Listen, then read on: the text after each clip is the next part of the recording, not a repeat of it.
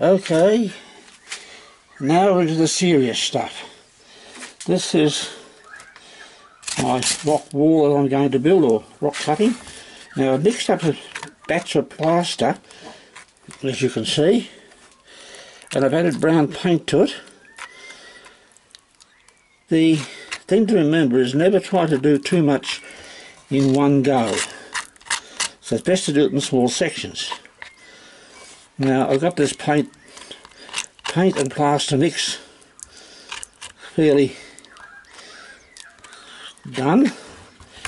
And you can see the plaster was kind of not actually fluid, it's at a very sticky stage. And I like to add to it a small amount of craft glue, which helps it to bond. You don't have to, but I find it just gives it a slightly tougher coating. Right, now we've got the mixture right.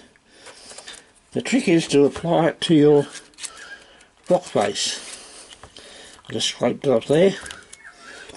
Now, to make sure it actually adheres, give the rock face a bit of a squirt with water first. That's your polystyrene base. And then you apply the plaster to it in vertical movements. Now I'm going to have a bit of a problem here. Normally you do this, they call in situ, where it's actually going to stand. But because it's fairly far back from the front, I've made this part removable, which is unfortunately going to have a bit of a wobbly problem for me. I might be able to put something like a weight there to hold it and stop it from moving while I work on it. Now, as you see, you put the plaster on in vertical dabs. Make sure you fill into the crevices there, and don't put it on too thick, otherwise what happens is you lose the detail and the form of the polystyrene behind. It's also best not to do it on a very hot day, otherwise what happens is it dries before you get a chance to put it all on. Now, as you can see, it looks like a mess at the moment, and it looks like a mess for quite a while. But make sure you cover the whole area of the plaster, or the styrene foam I should say, with a coating of plaster.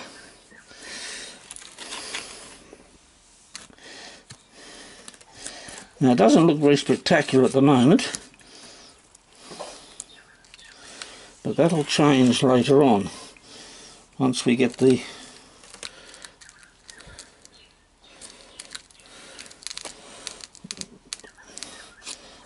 other paints applied.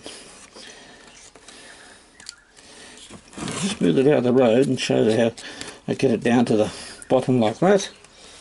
Move that out of the road a bit.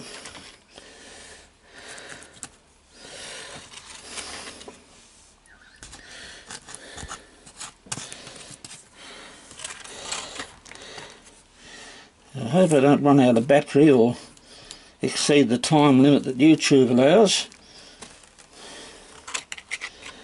But we'll see how we go.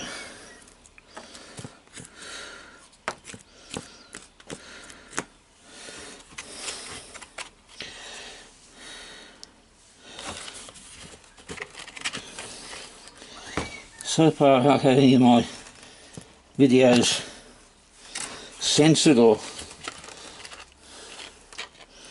altered by YouTube. I noticed after I did the last one on the track diagram there, the track diagram looked a little bit on the lewd side for those with a rather crude imagination. And I wouldn't be surprised if somebody actually complained to YouTube about that and tried to get it removed.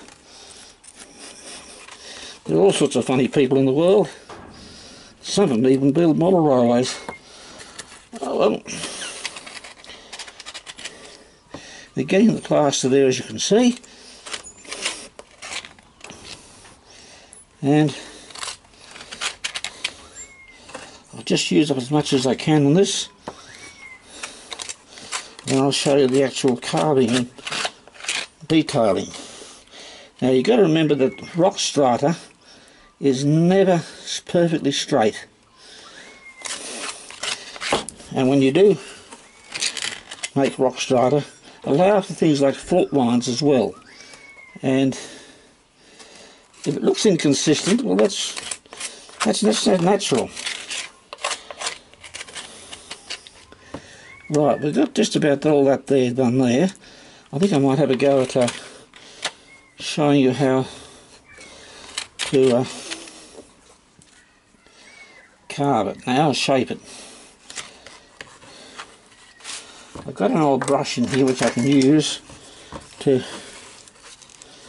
put some of the plaster on the other side. There we go.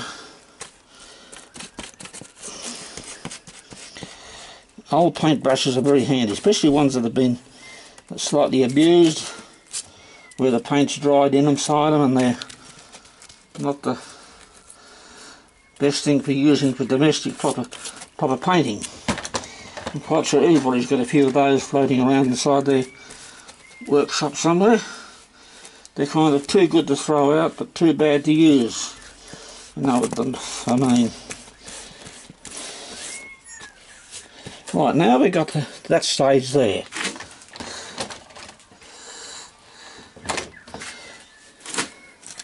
The thing is to use a knife to put in the strata. Now if you just put little dents in the strata, like that, in the plaster, it doesn't show up. So the idea is to give it some depth and highlight by using a contrasting colour. Well, that just about cleared all that out.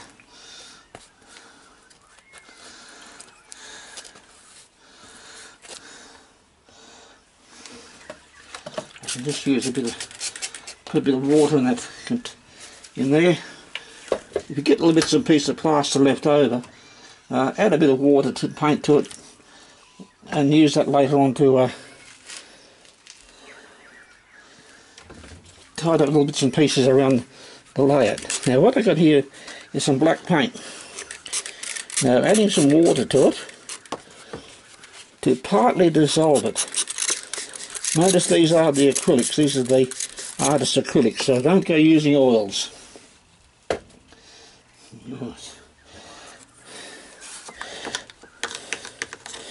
Now if you get hold of your brush knife like this, you can start putting in rock strata.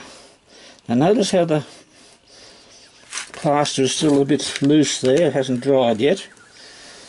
But if you put little blobs of other colours in, it starts to break up that rigid look.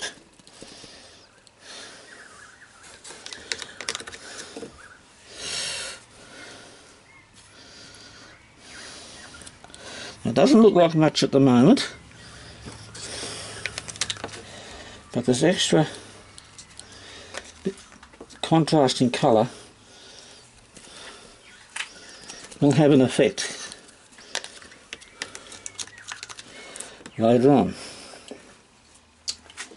Now this is where your little knives come in, the little plastic craft knives. I've got these here, like this one here. I've got a whole complete range of those. Some of them are all blunt now, so as usual you never throw them out, you use them.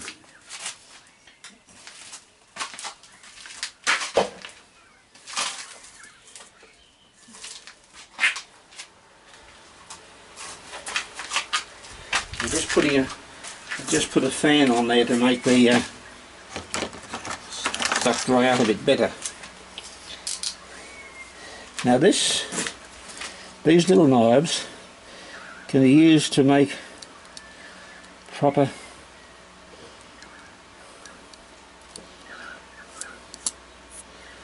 features. Now what's happening here is this plaster is not dried properly yet, and as a result it's a little bit on the too soft side. So what I might do is I might just turn the camera off here for a bit and let it dry a bit, then come back and finish the video.